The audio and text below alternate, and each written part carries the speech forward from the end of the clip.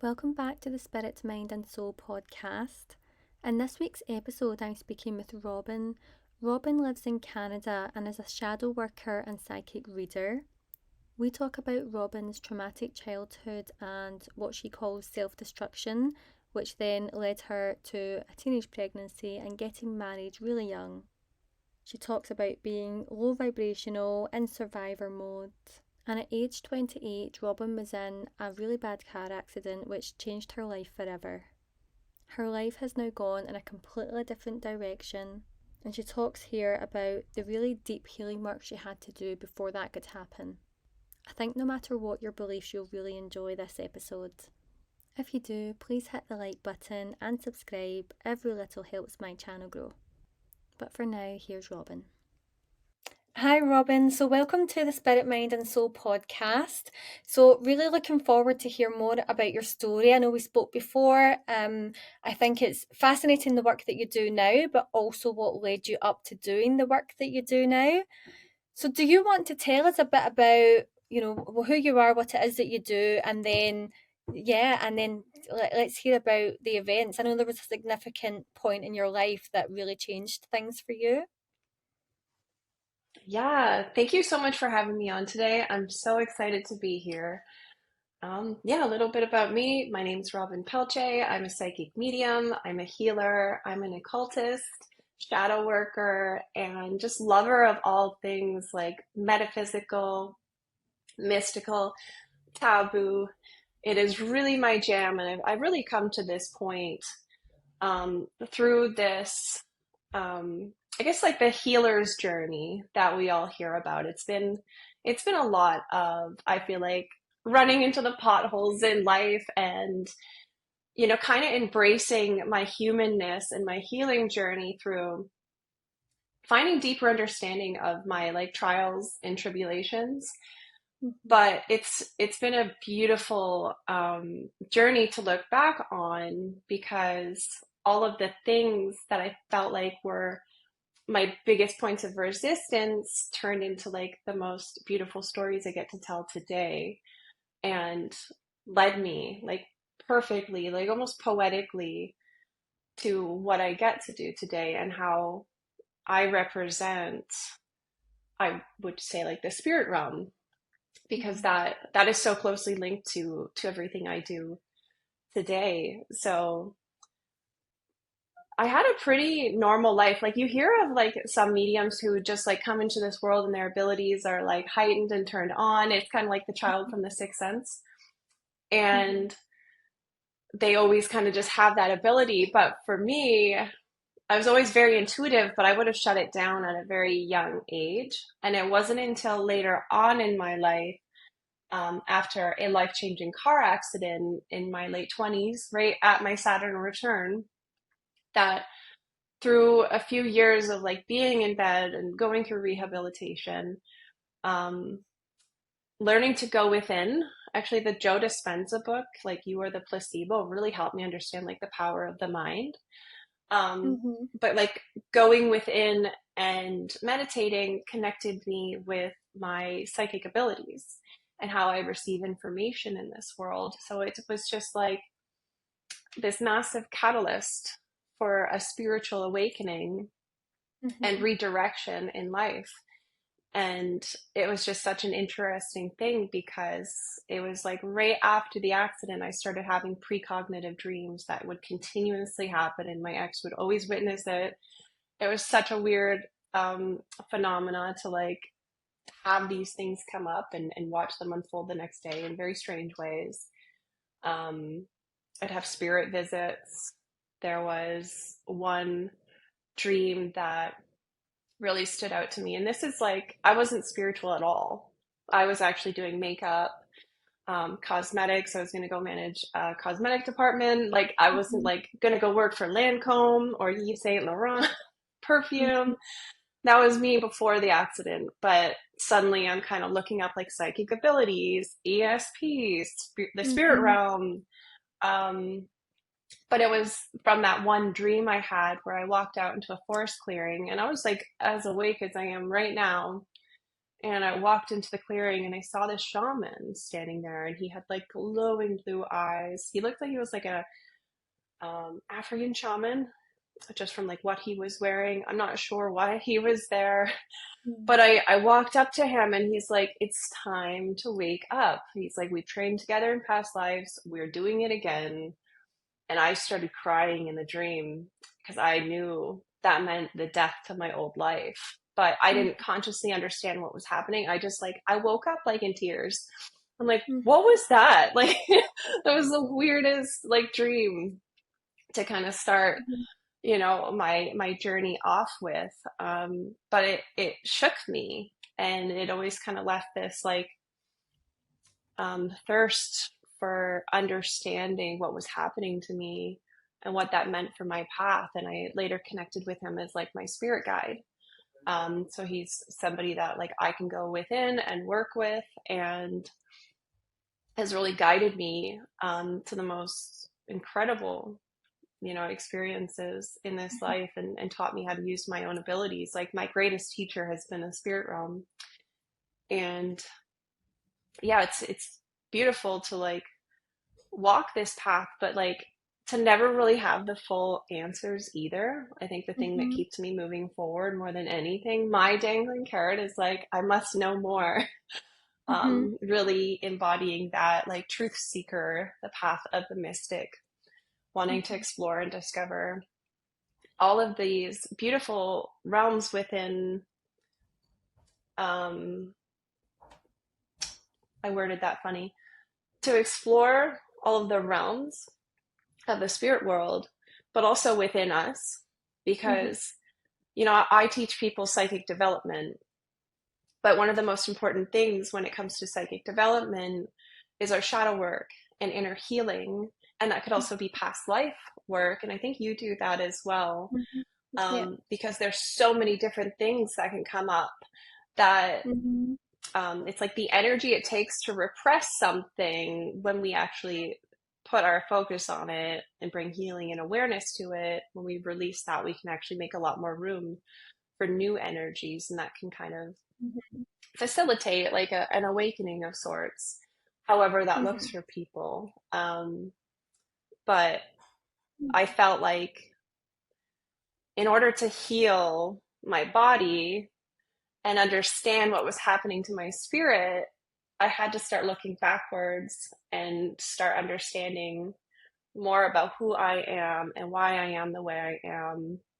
And that took me on a journey of inner child healing, hypnosis, past life regression, and kind of digging into all the facets of what made me me, trying to Mm-hmm. understand even like past life work.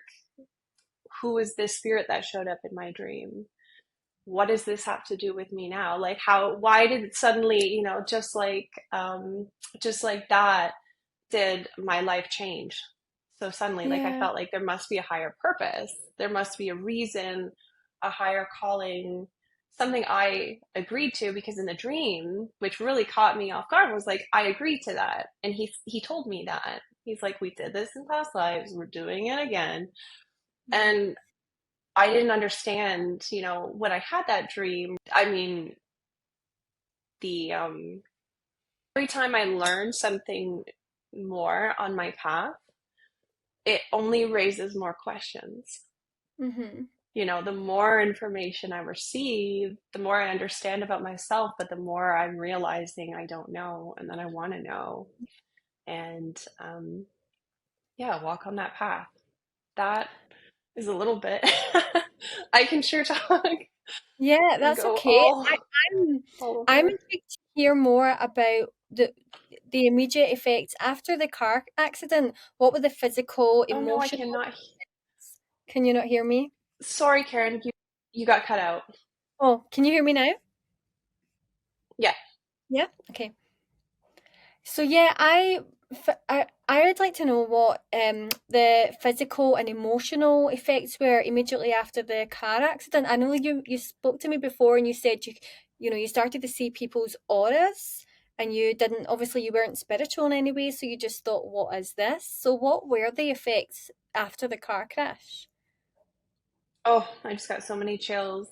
honestly, like I felt like I got hit with like a cosmic two by four to like my body, my mind, and my spirit after that accident. Something just like happened that day that I don't know, it just like shifted everything. It was just yeah, like a powerful awakening, but it's kind of terrifying in a sense too because my body was disabled. I was very hurt. I did have a brain injury as well. I suffered a really intense concussion that kind of like wiped my memory almost for like a year. I had trouble recalling, like even a paragraph out of a book. I couldn't recall it after I read it. Mm. It was like an intense process with like healing the body. I had a spinal injury. My neck got really damaged in the accident. So yeah, there was many, like I could like probably name off like a list of things I got Mm. diagnosed with. Mm-hmm. Although I feel like on the healing journey, it's important to like not identify with Mm-hmm. those diagnoses. That was a huge part of my healing. So Yeah. um, yeah, physically, that was a whammy. I was diagnosed with fibromyalgia as well, so I experienced like full body nerve pains and like there's so many different types of pains that could like arise and like I was bedridden. I couldn't walk. I was looking at canes and yeah, my ex had to help me like everywhere. I could hardly get through a store. It was not good. So it was kind of wild because it's like here, like I'm devastated. I have two kids. Mm. Um, and I was, I believe, 28 when this happened, and my kids were a bit older. But I'm still, a mom with two Yeah. kids. Now I'm disabled. I've lost my old job. I can't go and work there. And all this spiritual stuff is happening right at the same time. And so with the auras, I had seen them periodically before the accident. Like I remember I was at a birthday once with my kids and my ex, and I was distracted and I looked up at like the birthday girl, whatever. She was standing behind me, and she was just like glowing green. And I'm like, ugh. I'm like, is that real? Is anybody else seeing this? um, I kept it to myself, but I like I told my ex after when we left. I was like, Mm-hmm. she was green. And I'm like, what is going on?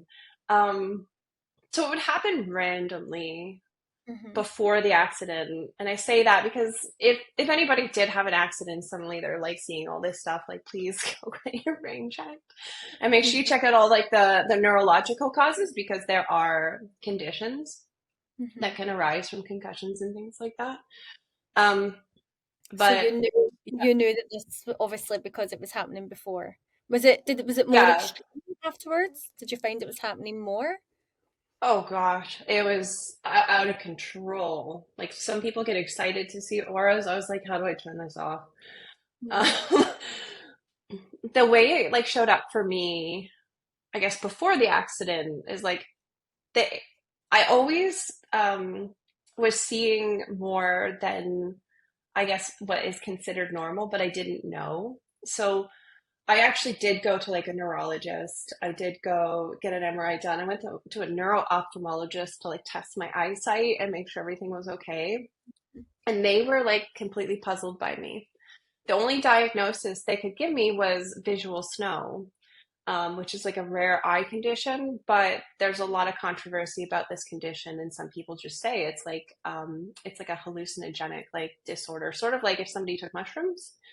Mm. That is kind of like my eyesight, just like a little bit less. So I've always seen like that. I remember being like a kid in the schoolyard and looking up and the sky was just dancing. Like that particles are always moving. You could always just see, like look up at my hand. I'm like, this doesn't even like everything looks pixelated. It's like a TV. It's like static on a Mhm. TV. But I always saw that way. But after the accident, it like took it and dialed it up to 10. And like people's auras would be like just the more I talked to them, like if somebody was sitting across from me and there was like a white wall behind them or a black wall, um, it would just like grow and move, and just it was so distracting. I was like watching these auras around people while I'm in like all these like doctor settings, and Mhm. like I was afraid to actually say like you're glowing. I had to try to ignore it and just like look at them. Mhm. Um, because I it brings a certain stigma when you're like, oh yeah, your aura is like green and it's huge and whatever. Like it was intense. It was really intense. I could kind of perceive energies much more. That was always very interesting to be able to like soft focus and look at your hand and let the aura like unfold. Like that was wild. So I started kind of studying auras, Mhm. studying energies because I could also see like the aura of a cup. I could see the aura of a tree, of a plant. It wasn't just limited to people. It was Mhm. everything. I like everything had energy and everything was moving, and I'm like suddenly becoming very like animistic because I'm seeing that life force. Like even as I look at myself in the screen, I have like a glow Mhm. around me. I'm just so Mhm. used to seeing it that I don't even notice it anymore. Mhm. Do I have Over the some? years, I've kind of toned it down. It's like a light glow, but it's like the interesting thing about aura reading. Sorry, let me repeat that. The interesting thing about aura reading is like when I look at somebody's aura with my eyes open, it's not like enough to do a reading on them. Like I'm Mhm. not perceiving all these crazy things in their aura and able to tell them what's going on just based on like what color is around them. It's Mhm. just more so, it's subtle. It's Mhm. just kind of being aware of like an energy body. Mhm. Um, but if I was going to do an aura reading, I would tune in with my clairvoyance. You could argue that the clairvoyance is seeing the auras perceived externally, so it's both and. But I would actually go kind of within and tune in and receive like images about this. Like, oh, if I'm going to do an aura reading, I would do it like a psychic reading Mhm. and see what needs to come up and kind of view it with my eyes closed. Or just kind of being in that reading state. So it is different. So I don't really read somebody's aura that way, but I can read it Mhm. But you through can see psychic. them. Um, Yeah. Mhm. yeah, yeah. But it was really funny when I went to the neuro ophthalmologist um, because they thought they were going to find an eye condition. They thought they were going to find like an anomaly or something. Mhm. And we actually had people stand, we had a person stand like in front of me, and I had all these slides like where they were trying to like find one of the slides that could make the aura disappear so they could figure out how my eyes were processing it. I have perfect eyesight. There's nothing wrong. No, yeah, there was no explanation. They were actually like fascinated by me, so I thought that was like kind of cool. But I'm also like, I try to make sure I'm very balanced. So I don't want to like just be like, oh, I'm seeing all these things and then not check out a medical cause Mhm. just in case. Yeah. So I found Yeah. that to be, yeah, it helped me feel better about what was happening to me to like cross off like all other explanations for it and come to the conclusion like, okay, yeah, Mhm. this is really happening. And it is very, it's cool, but it's it's hard to see these things sometimes too. That's kind of like the side about auras that isn't talked about as much, is like it's very distracting and even alienating when you're able to perceive these things and you're talking to somebody who would never want to hear it. So you have to kind of, it's like Yeah. psychic abilities or mediumship. If you're walking around society, I don't want to be hearing, you know, messages for people all the time or tuning into everyone. Mhm. It would probably make me ill. Mhm. So I turn it off, you know, when I'm out and about for the most Yeah. part, and I've kind of communicated to the spirit. I'm Mhm. like, don't bug me unless it is Let important. me live my life. Yeah. And you were talking Hmm. shadow work as well. So do you want to talk us through that? Because I know shadow work and I've been there, and a lot of people will know what that is. But for those that don't, do you want to talk about your experience of shadow work? Because maybe that's something that, you know, someone can hear and think, actually that's something I want to work through as well, because we know the benefits and the growth that comes from that. Yeah, absolutely. It's shadow work. I kind of look at it as like shadow love. Hmm. Um, the first like experience I really had with this was I was meditating and I was shown this like this is kind of funny, but I was shown a picnic. And it was like I was sitting there, but across from me was my shadow self. And they said, "You're gonna sit here until you are not triggered by her." And it wasn't, some like sultry, dark femme fatale sitting across from me. This was like all of the things I've done that I never wanted to look at, all of the thoughts I have I wasn't proud of, all of it. Just anything that I swept under the carpet, that's what was across from me. And I'm like, I don't think I can do it. But yes, I'm sitting across from this shadow aspect of myself, and I was triggered. It was really emotional and difficult to kind of witness myself across from me, Mm-hmm. unable to hide from any of it. But it was such a beautiful experience because I had been running from those things for such a long time. This is when, at the beginning of my spiritual awakening, I went really hard into the new age. And I didn't wear makeup. I wore flower prints. I looked very love and light. All of my stuff was very like light-hearted looking, light worker, new earth. Like I had this like attachment to what spirituality was supposed to look like, what a high vibration looked like. But I didn't realize like I was abandoning myself so hard trying to fit into that. And I often tell people when I looked the most positive and happy and the message was the lightest, I was actually hurting like the most. And I was inauthentic to who I was. And my expression now is a much safer place, because I've really embodied my shadow and learned to love it. And I feel true to myself and free. And I look much darker. But that's kind of like the beauty of shadow work. It is like Beauty and the Beast, like one of my favorite stories because sometimes I see that as like the collective shadow. Mm-hmm. Society doesn't like the taboos. There's so much they don't want to talk about or acknowledge, even about our own humanity. And so much is swept underneath carpets. There's so many elephants in so many people's rooms that they don't want to see. But my love language is helping people understand what those are. And I guess finding understanding and compassion for that, oftentimes, like, we don't look at the villain's story. We don't look at, what could cause somebody to go and do X, Y, and Z. We just have the judgment and, Mm-hmm. this like punishment mentality.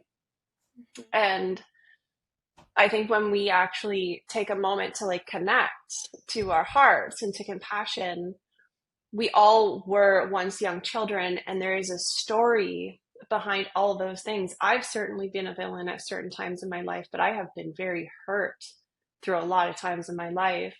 I had to really face so much of my story with so much compassion. And when I found compassion for myself and the places that I went to, I found compassion for my own mother, somebody I didn't think I could forgive, because then I started seeing why she became the way she did. I started finding compassion for so much stuff that people would find like unlovable, even through past life regression, because I started realizing when we have so many lives to live, like we think we're just this, this avatar and this expression in this life. But you could have somebody who is so positive and so nice and so wonderful, and you take her to a past life and she's got a sword and she just chopped somebody's head off. Didn't care, you know? Like, we are multidimensional, and the whole point of this human experience is to have as much experiences as we can.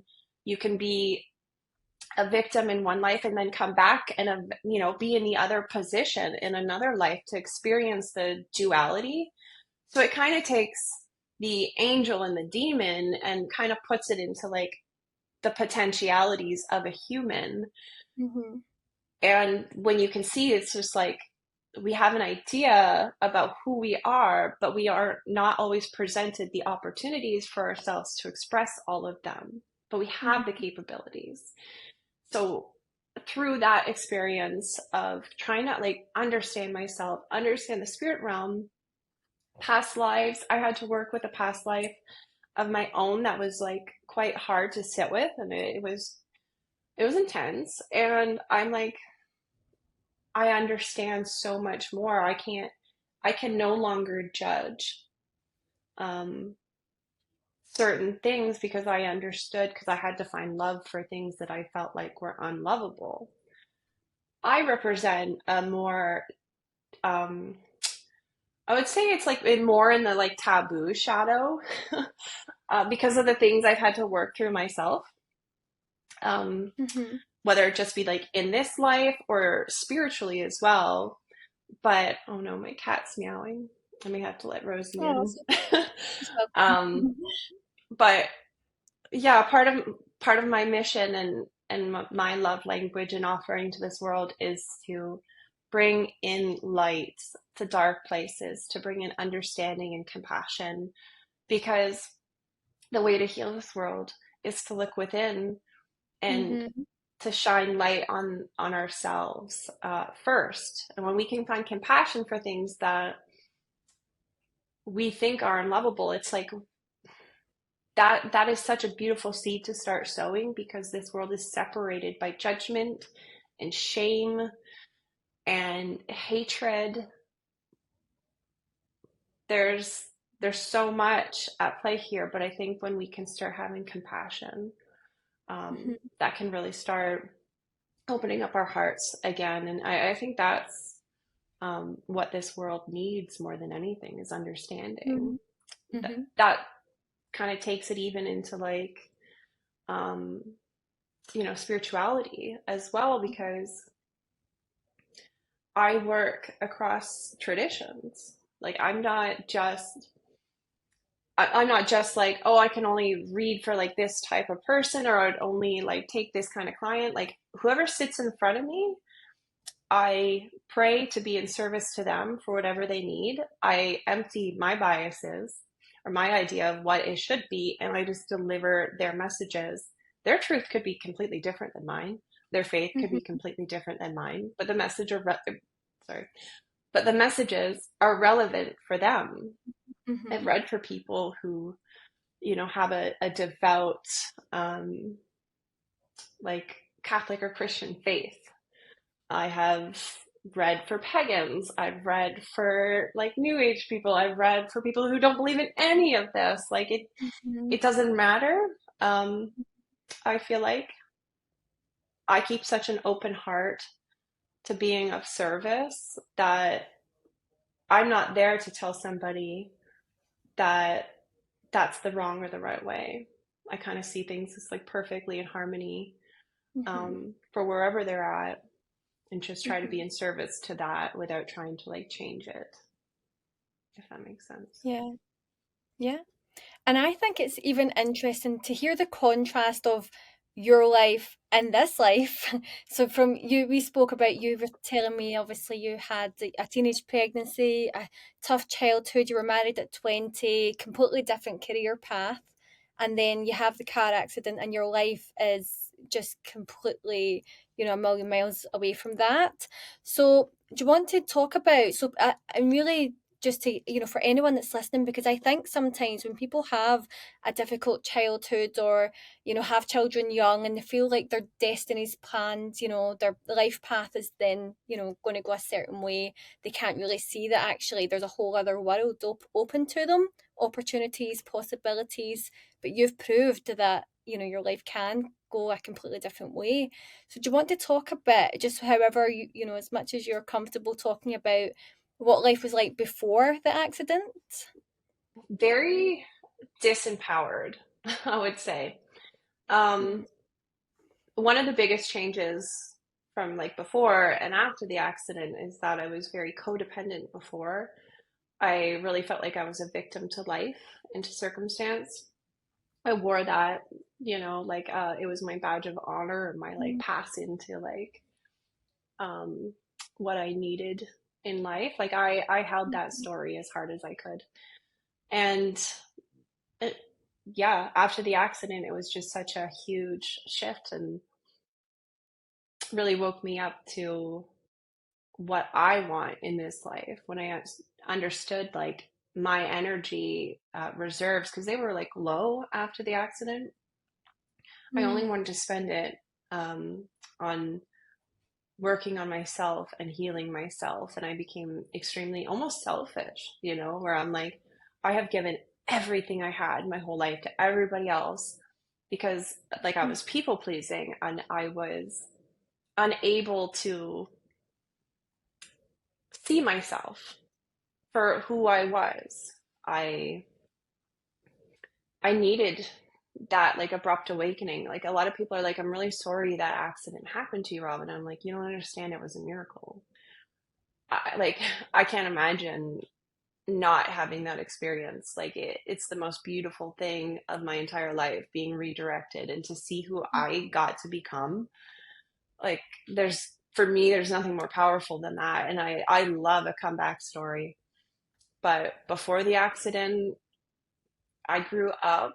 Um, I have three sisters, and my parents separated when I was 4. It's probably my first memory.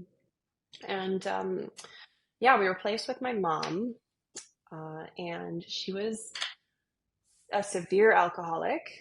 And yeah, for the next few years, it was pretty intense, for a young kid to witness that. Most nights there was crazy parties and really weird men around, and my mom would be blackout drunk. And I remember like one January, I was going to, I think it was grade 1, and it was like -30, and I had dressed myself for school, and I was in a jean jacket. Like, just, I wasn't dressed properly. I probably brought like a pack of Jello powder for my lunch. There wasn't like food hardly in the house. It was it was rough, and I got treated differently because I never had, you know, um, I never really had, like a mom that cared. It showed. I mean, I got treated differently by the teachers, and had a hard time relating to my friends because they would be having, family vacations, and their parents would, show up for them for different things. And then I had to go back to, my mom, who probably couldn't even like hug us. She just, it was rough. Um, so I witnessed a lot of crazy parties and crazy situations that I won't go into. And eventually it just got so bad that Children's Aid got involved, and we eventually got placed with our dad. For a guy to get custody back then, that was hard to take that away from a mother, but the case was pretty compelling. So we eventually got placed with our dad, thank God. And so then, yeah, we ended up living with dad. He was raising 4 girls by himself. He did the best he could. And yeah, I have so much love for him. I used to judge him, and I used to be angry at him. So I'm like, why couldn't he have done better? But now that I have 2 kids and I'm a single mom and I'm managing what I am, I'm like, I don't know how he did it. Like, that man's my hero. um, but that was pretty rough. And, I had a rough time because I had a mom who was like absolutely wild. Um, I Yeah. I don't know, like there was nothing she wouldn't do. Are you in touch now? Um, Little bit. I've Okay. done a lot of forgiveness work, but I just Mhm. don't want to Mhm. invite chaos or anything Yeah. into my life right now. I Protect have your a own. lot of pretty strong boundaries. Mhm. Yeah. So it was just interesting having that like two polarities within my parents because my dad was um, yeah, very very structured, very protective. Um, I mean, if there was like kissing on a commercial, he would change the channel. He was very uncomfortable Mhm. around any type of expression of like chaos, and he Mhm. kind of kept things Yeah. very yeah, stable. But then I had my mom, right, who was like Mhm. Yeah. just drinking and partying and like all the things. Mhm. And yeah, it was really conflicting for me growing up because then I had these like two displays of like Yeah. um, Two how you're different supposed to experiences. be. Yeah. Mhm. Yeah, and I internalized that, and when I was, I don't know, 13, 14, I ended up leaving home and partying and just I rebelled so hard, and it was just easy to not listen to my dad because I could just go to my mom's, who she'd be gone Mhm. for 2 weeks, didn't care what I did. Like I could just kind of do what I wanted, and I didn't know how to handle it. I didn't know how to balance it, and I just kind of went full throttle into um, drinking and kind of like dropping out of school, partying at a very young age, getting into a lot of horrible situations. And I got pregnant when I was 16, and that was a huge wake up call for me. She probably, like my daughter, probably saved my life because I was out of control.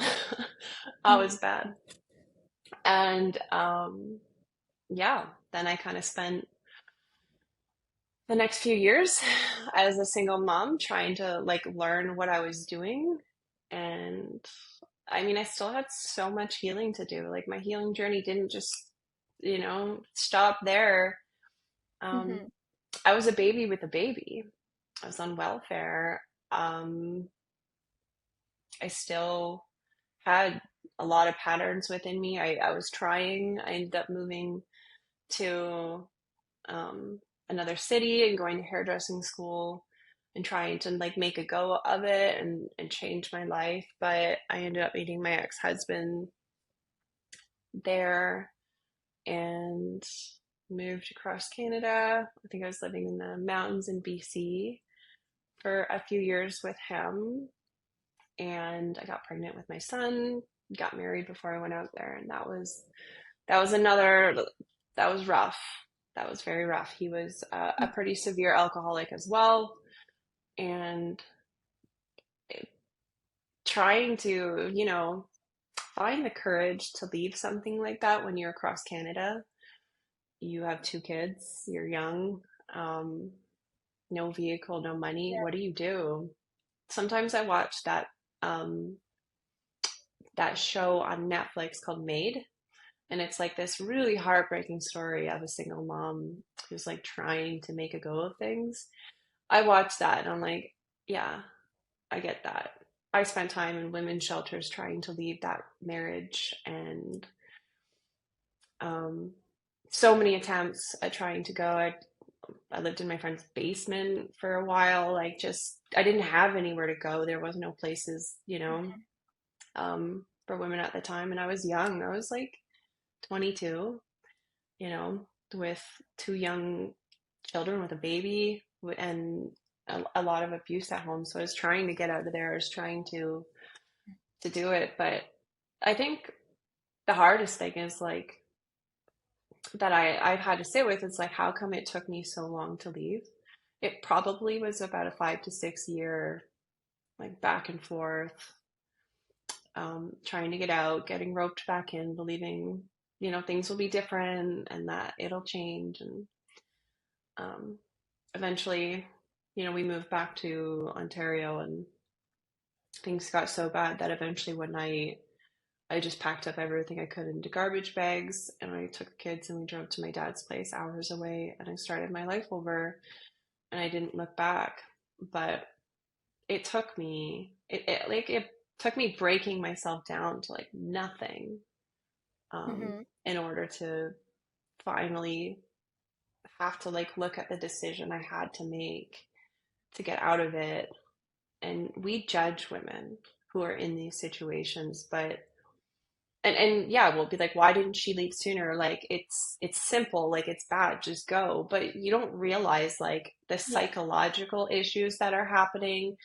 Um, it is hard when you are in it. It is I like Mm-hmm. my heart goes out to women like that. That's a huge part of like my why Mm-hmm. now for what I do, is to like help women love themselves enough to never to to not be, in situations where they're not respected, um, where they're not valued, where they're not heard, when they're not able to be themselves, where they're being hurt, to be able to like see it. Like I have like the radar for it very quickly Yeah. now, and to be able to like help people really, and not just women, like to help anyone really to come back to self, to be Mm-hmm. able to feel a gut feeling when something is off, and like Mm-hmm. getting out of Dodge before it gets to be, like a dumpster fire situation.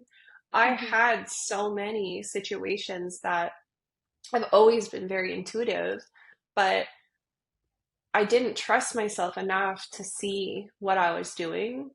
And my self love, like the dial was down at like zero. So I didn't, think about things in terms of like, is this respectful to me? Is this something I want to do? It was a lot of behavior for validation and security in other people, and wanting to be loved and accepted by other people.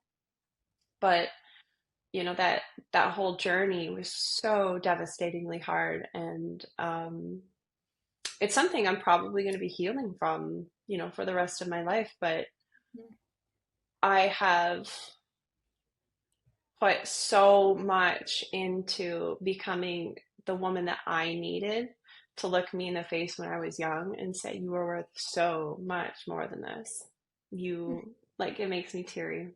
That Mm-hmm. is what I would like to become, is like the teacher I wish I would have had Mm-hmm. when I was going through the spiritual awakening, and kind of like the mother I wish I would have had when I was young and I didn't know how beautiful I was. I didn't know how smart and talented I was. I didn't know. I like genuinely had such low self-worth Mm-hmm. that I I allowed so much, like toxicity into my life. Yeah. And I see myself now, and I'm like, it's not even a gratitude list that I need to write. I just think of the things that I'm proud of myself for. And when I'm like not sure about a decision these days, I'm like, what story do I want to tell? You know, Mm-hmm. I I'm so proud of like everything I have done, and where I have gone to, I don't know, see the reflection, or see who was underneath all of that this whole time. Like I'm a single mom now. My body is continually healing. I am becoming like a leader in my field in spirit communication and psychic development. I'm able to help people in ways like that I love so much. And like I can't believe, it's kind of like that, like what is it, turning like a coal into a diamond? Mm-hmm. Like what was underneath. And this is through like shadow work. This is so much shadow work. Is really being able to go back and find, these parts of myself, and becoming who I needed, reparenting, inner child work. I do so much inner child work. It is amazing to be able to go back and be who I needed, but to also now to become that is the most rewarding part about what I do. Maybe it's selfishly led, but it's healers need healing. And it's Yeah. like if that's what I need, it's being able to take these stories that I felt like I could never share or could hardly even sit with, and then realizing by sharing them, I'm absolutely not alone. And there's so many women that have been in these places and they can relate. And maybe you just need to hear or see, a story of somebody who overcame and did it to believe that you can do it too. Mm-hmm. Even just with like the health diagnosis and like what I had to overcome physically to get to where I am now. The doctors thought I would just be like disabled for the rest Mm-hmm. of my life. I was on anti-seizure meds. I would get 12 nerve block injections up my neck every 2 weeks just to keep it up. I was getting, I was on antidepressants to help with the nerve pains as well, muscle relaxants. There was so much. I actually have a picture of me, um, probably like 2 years in, and I'm holding a bin of all the medication that they prescribed me. I was so unwell. If I would have just like put my life in their hands, like I was so used to doing with my whole history of my life. If I would have just done that, I would have been so disabled today. I would be on disability. I would be in so much pain, and I would not have my business. I wouldn't have my visions and my goals. I wouldn't have the freedom in my body. I'm not saying I'm perfectly healed, but I'm a million times better than I was. And in fact, I actually think I'm healthier today than I was before the accident because of Mm-hmm. the way I was living, like in my mind. It reflected in the body. So my, you know, mission forward is to find harmony in body, in mind, and in spirit, and to like have the practices that bring healing to all of them. Meditation and work in the spirit realm is important to me. And then working through the emotions and the mental body. So hypnosis, self meditation, or there's self hypnosis and meditation to kind of do the inner child work and subconscious reprogramming.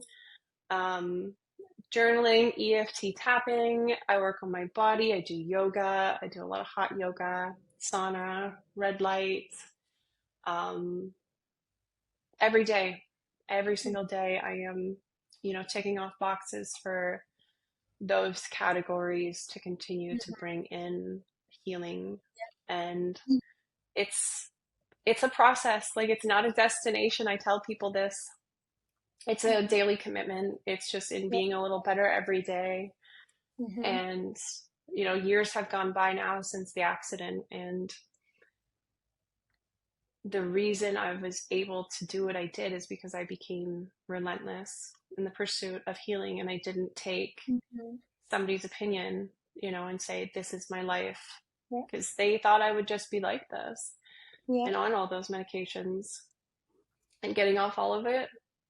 I mean, that's it's wild to me that I've been able to come so far. It kind of felt like I remember feeling like the universe had it out for me. And it was like a lot of like, why is this happening to me? And I really felt sorry for myself. But now that I can see what was on the other side of it and what I got to learn to do, it was my biggest teacher and Mm-hmm. kind of like entry into empathy for Mm-hmm. others to be able to connect, whether it's like they're going through really hard times in their life and they're looking for, clarity and guidance, being able to help them see, what's coming down the line, or where they're at, and to be able to bring in those stories, of all the different places I have been. I feel like I have like a little story for almost everybody that comes to me because I have been through so many different things, to be able to like really say my story and all the things that I got into and happened, like we would be here all day. Yeah. um And It's been the gift of the pain, I would say, yeah. it's to the relatability and the stories. Mm-hmm. And I think shifting your focus or your perspective like you did. So I always think, when I'm going through, challenging or hardships or, just tough times, life is happening for you, not to you. So to be able to shift your perspective like that and trying to learn from it, because if it's something external that's happening to you anyway, you might as well try and take the positives and see the growth, that's on the other side of that, rather than thinking, poor me, why is this happening to me? Because we know that that mindset's not going to get you anywhere. It's just going to make things worse. And I Yeah, think, the perspective shift is everything. mhm. And I think for people like you just said, all those, daily practices, and I'm the same, journaling, meditation, breath work. And if people don't know where to start, though, implementing any of those things into your daily routine is a great place to start, and you'll start to see the shifts pretty fast. Yeah, absolutely. It's like the power in the micro movements, Mhm. Mhm. um, and learning to trust yourself too. Mhm. Being able to like say, I'm going to do this thing and I'm going to act like I'm actually going to do it. And then you kind of build that trust muscle within. That's been a Mhm. huge one for me. It's like, Mhm. okay. Because Mhm. it can be exciting when you're like, I'm going to change my life and I'm going to do these things to feel better. And then you make like a big list of things. Mhm. And when it comes time to actually doing them, it's like a little overwhelming and we can like set ourselves back because we've taken on too much. So it's like coming back to like, what can I actually do that's Mhm. reasonable? Keep it Mhm. small and like kind of stack, those things over time. Even if it's like, I'm going to drink 8 glasses of water today. And that's all I'm going to do differently this week. Mhm. Like, even something like that can change so much. And you do it for a week, you're like, I did that. I'm proud. I kept my Mhm. word. And Mhm. continuing to grow on that, that's been huge for me. It's Mhm. like just realizing it can be simple. And growth takes time and changes take time. Mhm. And it's Um, never ending, I think, as yeah, well. But there's not a, like you said earlier, there's not a destination, it's a journey. The whole thing is a journey. it is such a journey. And I think if there's like one thing that I think sets like the dominoes going towards healing is like the power of our mind Hmm. and how am I going to hold this and how am I going to deal with this and how do I want to like see myself in the world because I'm done with being the damsel in distress and I really like the idea of weaving my fate and be the creator of my reality. That actually speaks to me so much more. And Hmm. a huge moment for me that helped me heal, what I mentioned it earlier, but it was to stop identifying with the victim story or to all these labels and diagnoses. When I was like, my fibromyalgia, my anxiety, my depression, my whatever it was that I was diagnosed with, because I have a list like probably this big of all the diagnoses they gave me. Hmm. Shocking. Like it's quite harmful sometimes. How these things can be handed out so nonchalantly.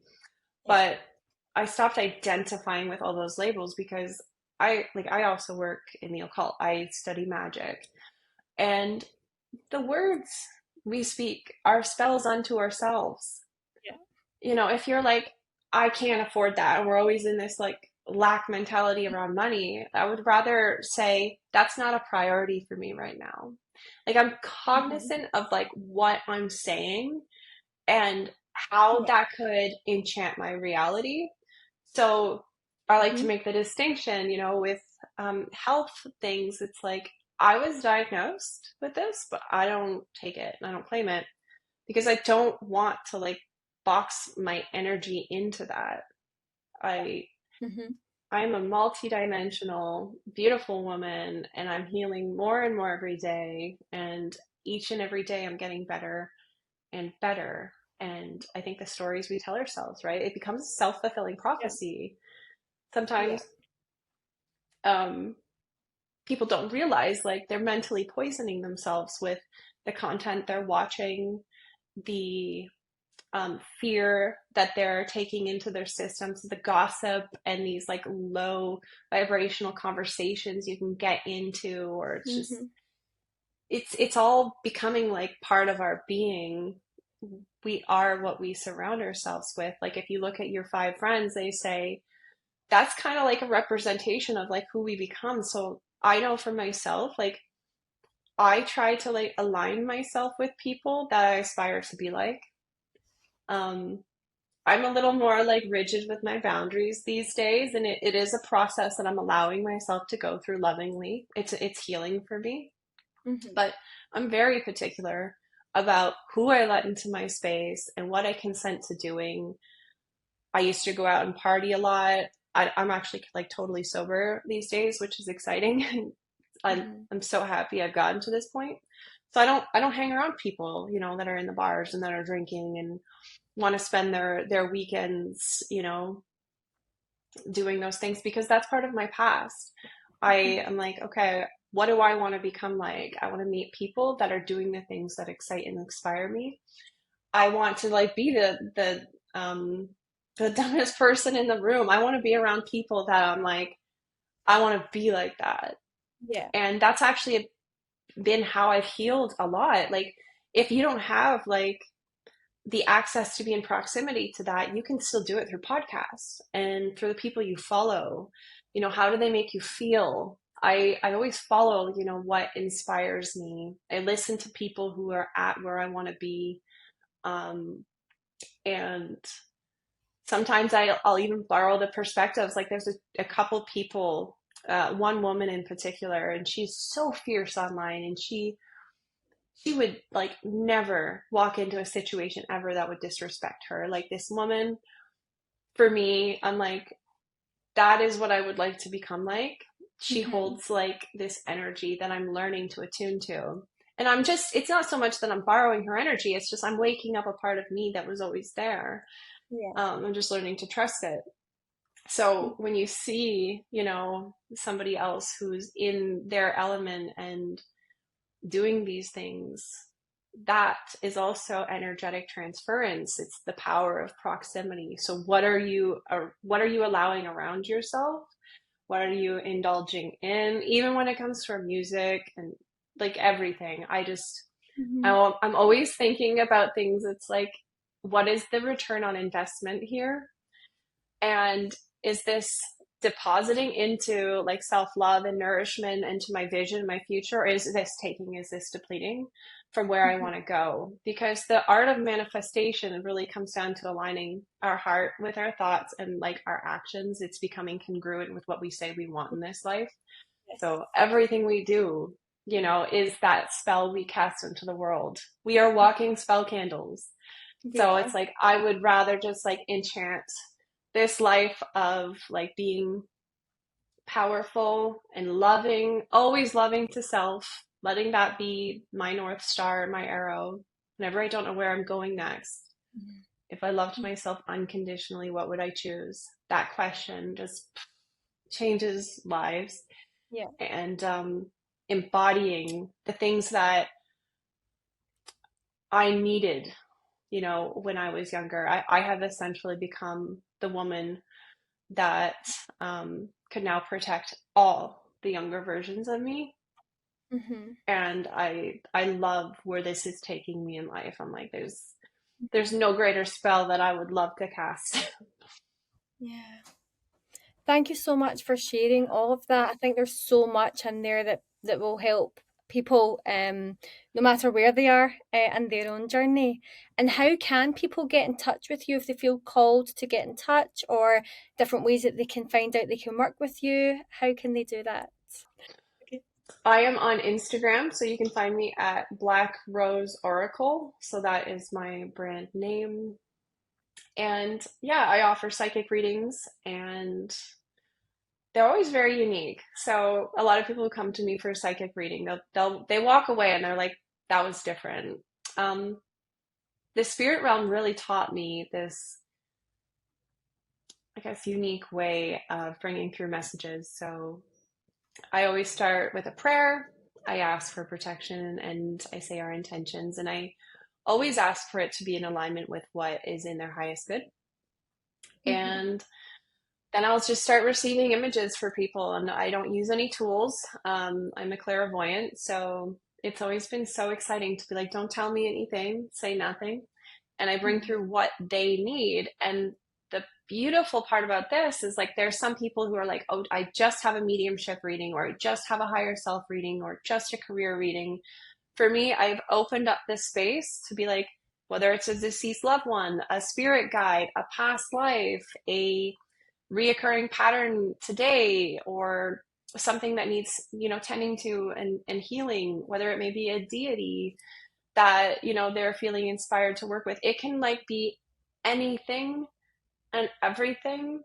And I found that to be the most beautiful way to like offer myself in service, to like allow my gifts to be used in service, because I take away my will and I allow the divine will to step in through me. And I have never had a reading that didn't leave me just like Mm-hmm. inspired and in love with what I get to do. The spirit realm is poetic. Like, I deliver messages that, because I will receive a lot of symbology, I don't know what they mean half the time, but it isn't for me. And the clients will be like, oh my gosh, that is like this or this or this. Like, I had a reading a bit ago before it even started. I didn't know who was coming to me. I just was shown like a fork and a knife and they were crossed. What does that mean? I have no idea. But she was coming to me about a love interest in the restaurant industry. So the spirit realm right away was like, um, they were able to answer it before, she even Yeah. asked the question or arrived. So it is really interesting to see how these messages can come through and then to see what unfolds in the days after. So it's been a miraculous and beautiful experience, and Mm-hmm. I love it more than anything. Like, if you look in my house, like there's altars everywhere. It's like walking into a church. Um, because I've just seen and witnessed so much from the spirit realm.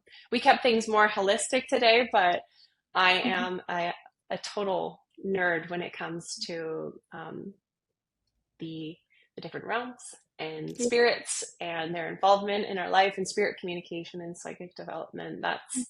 That's kind of my niche, but the heart of what I do is the stories that I get to share along the way. So it's Mm-hmm. Yeah. And I know you share a lot on social media, so I encourage everyone to come and check you out and get in touch if they feel called to. And thanks again, Robyn, so much for sharing everything that you did today. Thank you so much for having me. You're welcome. Thank you for listening. I hope you enjoyed listening to Robyn's story as much as I enjoyed the conversation with her. All details on how to contact Robyn are in the description below. Don't forget to subscribe, you'll be notified when the next episode comes out. Thank you for listening, and I'll see you next time.